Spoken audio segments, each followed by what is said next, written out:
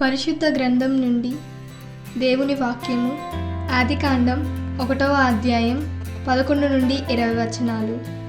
దేవుడు గడ్డిని విత్తనములిచ్చు చెట్లను భూమి మీద తమ తమ జాతి ప్రకారము తమలో విత్తనములు గల ఫలమిచ్చు వృక్షములను భూమి మొలిపించుగాక అని పలుకగా ఆ ప్రకారమాయెను. భూమి గడ్డి తమ తమ జాతి ప్రకారం విత్తనములిచ్చు చెట్లను తమ తమ జాతి ప్రకారము తమలో విత్తనములు గల ఫలవృక్షములను మొలిపింపగా అది మంచిదని దేవుడు చూచెను.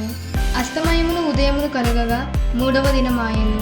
దేవుడు పగటిని రాత్రిని వేరుపరచునట్లు ఆకాశ విశాలమందు జ్యోతులు కలుగును గాకానియు అవి సూచనలను కాలములను దిన సంవత్సరములను సూచించుటకై ఉండు గాక అనియు భూమి మీద వెలిగించుటకు అవి ఆకాశ విశాలమందు జ్యోతులై ఉండుగాక అనియు పలికెను.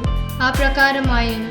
దేవుడు ఆ 2 గొప్ప జ్యోతులను అనగా పగటిని ఏలుటకు పెద్ద జ్యోతిని రాత్రిని ఏలుటకు చిన్న జ్యోతిని నక్షత్రములను చేసెను.